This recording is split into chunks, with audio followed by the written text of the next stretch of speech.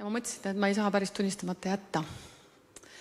Et see, ma alustaks seda niimoodi, et iga sõltuvus on sõltuvus. Ja nutisõltuvus ei ole väiksem sõltuvus kui mingi muu sõltuvus. Ja ma olen midagi sarnast läbi teinud, küll mitte nii raskel moel. Kui ma olin Saksamaal, siis mul oli selline olukord, kus ma õhtuti ei saanud kuskile välja minna ja olin väikses toakases ja selle asemel, et võtta piibel, mida mina tegin, võtsin nutitelefoni. Ja mul oli ka väga raske aeg sel hetkel, mingid hetked olid rasked. Ja siis ma scrollisin lihtsalt seda, ma ei vaatanud halbu videosid ega midagi, vaid lihtsalt scrollisin seda ja tunnid läksid ja siis ma olin ise pärast pahurgi, et ma hilja läksin magama ja vähe sain magada, sest hommikul pidin minema tööle. Ja kui ma Eestisse tagasi tulin, 6 aega tagasi, siis see jätkus, aga see jätkus nagu hullemini mõnes mõttes, siis ma nagu lihtsalt läksin sinna selle nutise telefoni taha varju nii-öelda mõnes mõttes, et mitte mõelda neid mõtteid, mida oleks vaja mõelda või otsida Jumalat ja lugeda piiblit, selle asemel või palvetada. Ja paar nädalat tagasi ma siis ka tunnistasin Valguse koguduses Viljandis sellest. Et ma mõtlesin, kuidas võiks ära lõpetada. Et see ei olnud nagu mingi suur sõltuvus ja ei olnud seal väga kaua, aga siiski mõned tunnid tulid, eks ole, iga päev.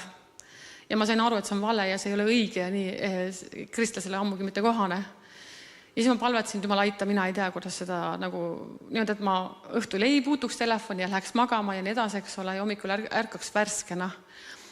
Ja siis ühel päeval, kui ma kodus toimetasin, ja siis mul taustaks käib tihti Raadio 7. Ja siis seal toimetasin ja järsku kuulen raadiost, et hakkab üks saade oli Filter. Ja seal räägiti just sellest nutisõltuvusest ja millegi pärast ma jäin seda kuulama ja ma ei saanud isegi edasi toimetada, sest see kuidagi puudutas mind. Ja ma panin asjad käest ära ja kuulasin seda saadet. Seal oli 2 noort ja siis, kes jagasid oma kogemustest ja läbielamistest ja 2 täiskasvanud, kes seda saadet siis juhtisid. Ja ma olin nii tardunud ja siis see raputas mind lihtsalt nii läbi, et kes tahavad, saad ka seda järgi kuulata, arhiivis on see kindlasti olemas, ma usun.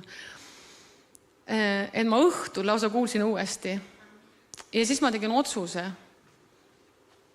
et siit ja mitte enam. Ja see oli ka 3 asja, mis toodi välja, et nutiseadme kohta ei ole söögilaua ääres, ei ole sõprade keskel. Ja kui sa magama lähed. Ja seal oli ka üks lause, mida üks noor jagas, mis mind ka väga puudutas ja ka tegelikult julgustas ja samas ka tegi kurvaks. Et kui sina vaatad nutitelefoni, siis ta tegelikult elad teist elu ja samal hetkel kaotad enda oma.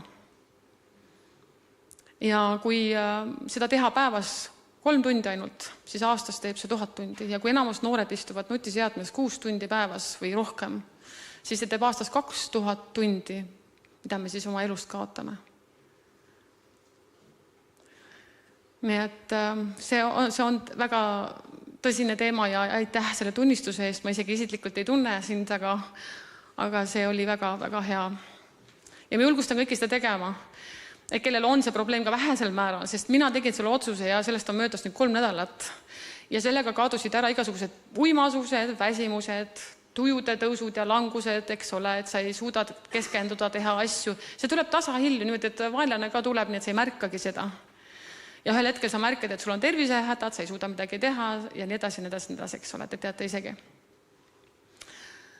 Nii et amen.